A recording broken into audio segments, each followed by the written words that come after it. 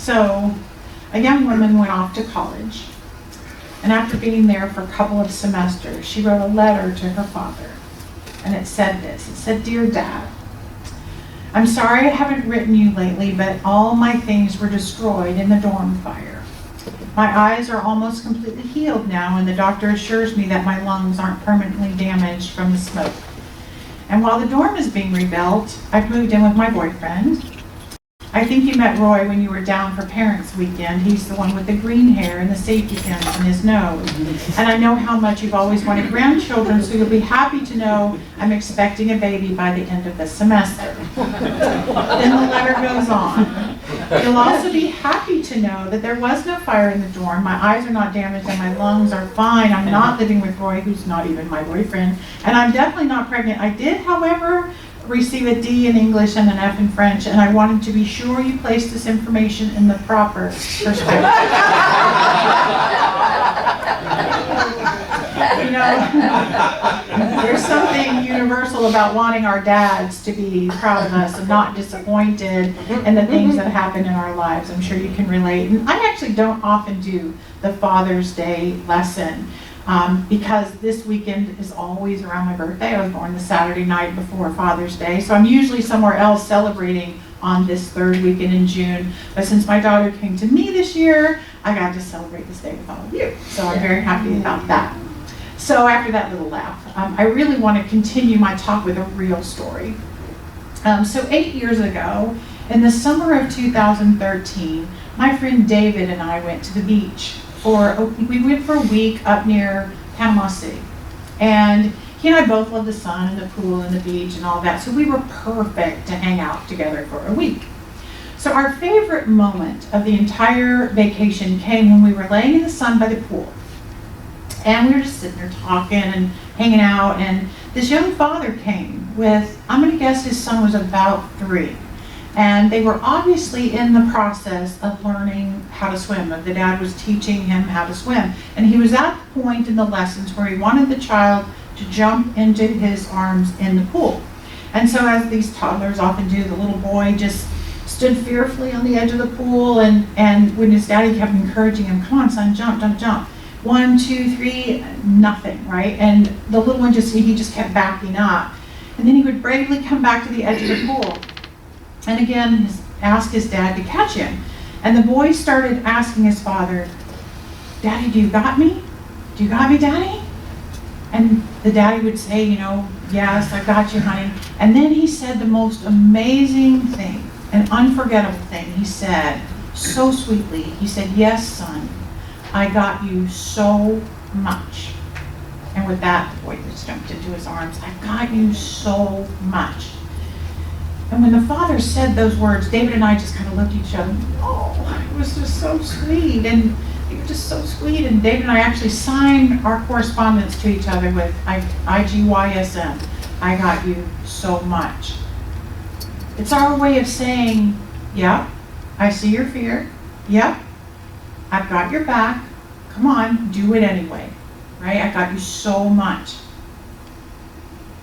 One of the themes on my 100 things that make my soul happy. One of the things on that list is gentle fathers. And if I'm going about in my world looking for fathers being gentle, this particular father just had my attention. He was a perfect example of gentle fathering. See, I think I agree with the writer Rochelle Goodrich. She said, "The best fathers have the softest, sweetest hearts." In other words, great dads are real marshmallows, right? So I think I'm moved by gentle fathers because I just didn't have one of those growing up. I just didn't. Mine was anything but gentle. So when I see a father treating their children with gentleness, I'm always touched. I just can't help but just stare at him a little bit, right?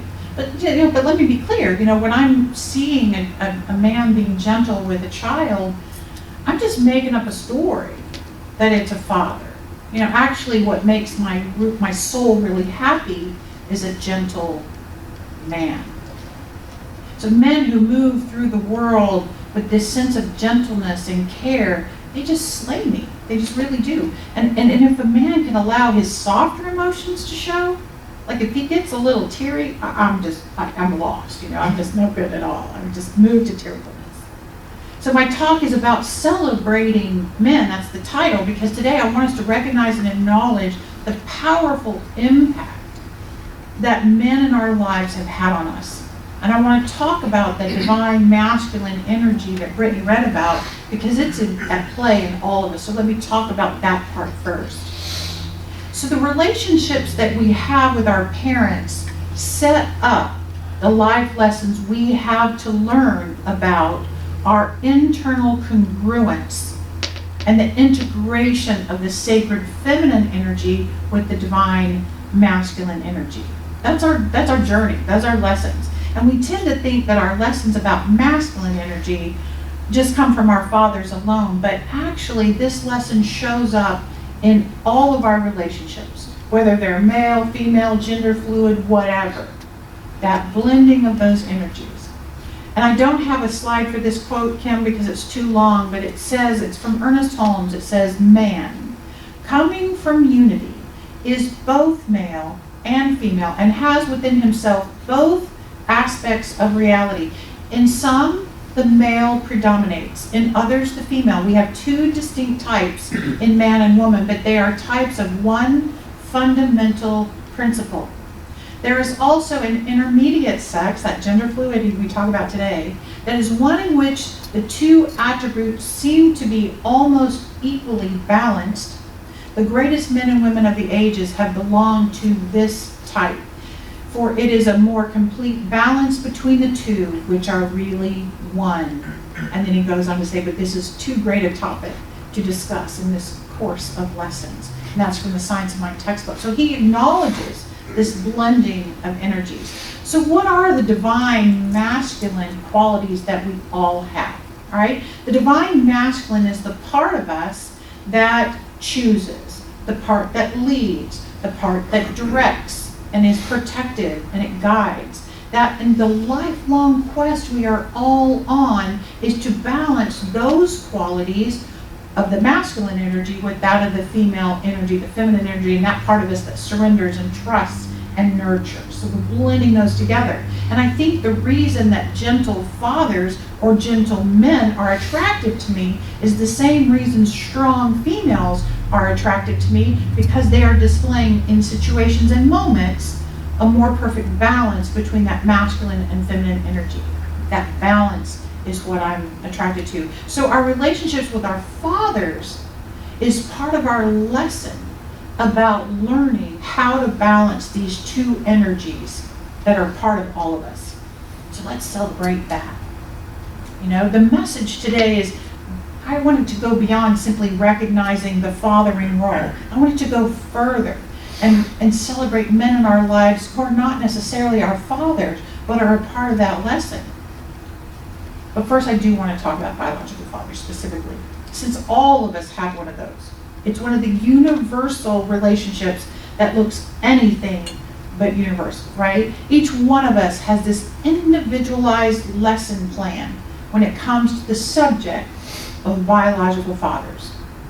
Because becoming fully adult, truly becoming adult, includes releasing any attachment to the idea that our childhood experiences, whether we consider them positive or negative, letting go of that idea that our childhood experiences have the final say in our choices today.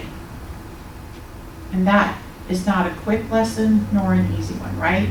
But my deeply held belief is that each one of us was born to the exact father who could perfectly set up for our lives the lessons our soul came here to learn. Really, that's my belief, right?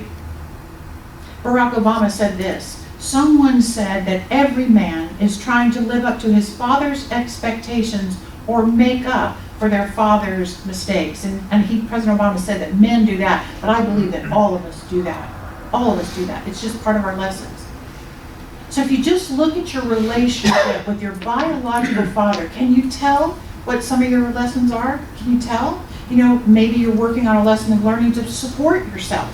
and not lean too much on someone else's strengths. Or maybe you're working on lessons of attachment and abandonment and that polar experience of that. How about forgiveness or perseverance or unconditional love or patience? And so many lessons can be set up in the relationship with our fathers or in experiences of becoming or living as a father yourself. They are all lessons about balancing this energy. And I have to tell you that the subject of biological fathers actually comes up in my life for quite a bit, actually, for two reasons. And the first one is that I personally have a complicated relationship with my biological father. And if you don't know, he died when I was only 19. So I never really got to do any relationship or healing work with him as an adult while he was alive.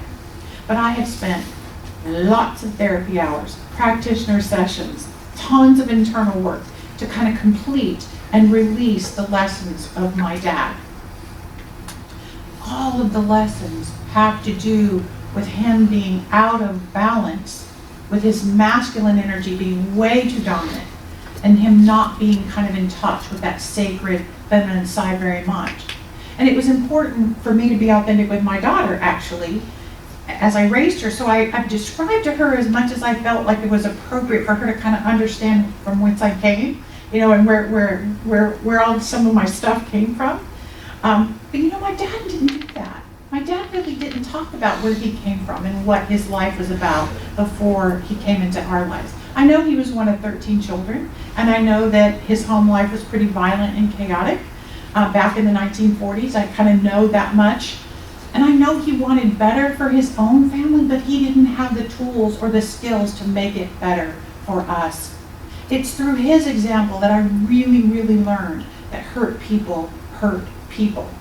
And I was determined to not let my hurt live inside of me so much that it affected my children, right? But Kelsey, she has a completely different relationship with the concept of biological dad. So for those of you who don't know, Kelsey was born to two moms, right? Through artificial insemination. And that sperm bank had a tight confidentiality agreement, right? So she grew up understanding that she would never know who her biological father was. And we talked about that a lot as she was growing up. We sorted through her thoughts and her feelings about the idea of not knowing who her dad was, not having that information. And then, a few years ago, technology quickly outpaced the ability for such things to remain completely confidential. So 3 or 4 years ago, through one of those DNA tracing things, Kelsey was able to find a half-sibling. And then the two of them worked together through genealogy records to correctly identify their shared biological father. And once they identified him by matching his date of birth from the paperwork I had from years and years ago, they were able to search online and find his personal details and figure out who he was. They've seen photographs and videos of him and all that. So what a stunning turn of events for her, but also for all of us, they've never made contact with him. Let me just say that. They've tried, but they want to also respect the confidentiality he expected from the contract that he signed all those years ago. But many pieces of the puzzle have kind of been filled in for her. I remember exactly where I was the moment she texted me a photograph of him and said, "This is him." And I was able to see him for the first time. So here was a picture of a man that both she and I had expressed untold gratitude to over the years. Because without him, she wouldn't have existed. She wouldn't exist. And she's the greatest gift I've ever received. So I was grateful for this man, right? And in that moment of overwhelming gratitude, looking at him, and just in amazement of the genetic contribution this picture had made to my daughter, I realized that perhaps I had not been harboring the same level of gratitude for my own biological father. So as we celebrated Kelsey's father, I was urged within myself to celebrate my own. So here we are, the two of us, having almost polar opposite experiences of father. And I know we're not unique, but what about you? What about you? Some of us have enjoyed supportive and loving fathers, and some of us have experienced absolutely absent fathers, and fathers who were physically present perhaps, but emotionally vacant. Some of us have been proud of our fathers. Some of us barely claim our fathers. Some of us don't even know our fathers. But nonetheless, we've had the experiences with the concept of father. And those experiences have shaped us. So I'll say if this topic has a charge for you or painful, know that this is an invitation just to take another step up the ladder of your healing process. And if this topic is just like a beautiful thing for you and you've healed it or whatever, just extend that compassion to other people around you who are still working on this. Because it's important work for all of us to identify those childhood wounds and the energy imbalances that were created in relationship to our fathers or mothers or whoever. It's important work for us to come to the greatest understanding we can about who our father really was or is, and what his energy meant in our lives. And if we aren't or weren't in relationship with him in our day-to-day lives, it is important for us to understand the stories we tell ourselves about that relationship or the absence thereof. So I know many people celebrate their fathers on days like this, but I also know many, many people that do not celebrate their fathers. So wherever you are on that scale, let's allow today to be an invitation to kind of simply open up a little bit more. So what I do know is that you wouldn't be here if it weren't for your biological father. And there are lessons for you in that relationship, no matter what it looks like. So ask Spirit to guide you in that awakening to what that is. What is it? Set an intention today to kind of take that step with your biological father. Margaret Truman says, it's only when you grow up and step back from him or leave him for your own home, it's only then that you can measure his greatness and fully appreciate it. And I can tell you, for me, it took way longer backing up than just that. I had to back up far, far to appreciate my dad. You know, there's another aspect of fathering I want to acknowledge today. Substitute fathers. Raise your hand if you have someone in your life who is a substitute father, a stepfather, a chosen father, somebody else who's a father figure for you. Not a lot, but some, yeah, right? So Dave Willis put it this way: family isn't defined only by last names or by blood. It's defined by commitment and love. And sometimes we reach for another father figure to extend to us some of the universal fathering aspects of the sacred masculine. It would be amazing if each person could look to their biological father for all that. Sometimes that's just simply impossible. So sometimes we find another man, or a step-parent, or a supervisor, or a teacher, or a friend to provide the things society has taught us to look for in a father figure. You know, I've never publicly acknowledged this person in my life, but I want to. I know many of you know this man because I talk about him. My Uncle John has been an unwavering source of this kind, gentle energy, this good in my life. And I'm so grateful for him. He's the uncle that I visit in Colorado that I talk about sometimes. You know, Uncle John has 3 children of his own. But he has an unlimited source. He is an unlimited source of love and goodness to all of his nieces and nephews, including me. He's given me tons of advice. He has shared with me his knowledge and his encouragement, his support, his affection my entire life. You know, I can feel how protective he felt of me as he watched our father raise my brothers and myself. You know, and he and his wife, my Aunt Carol, they've allowed me to visit their home. They did when I was a child, but even through adulthood, when I went through ministerial school for 4 years, I visited their house constantly. I cannot imagine being who I am today without his love and kindness.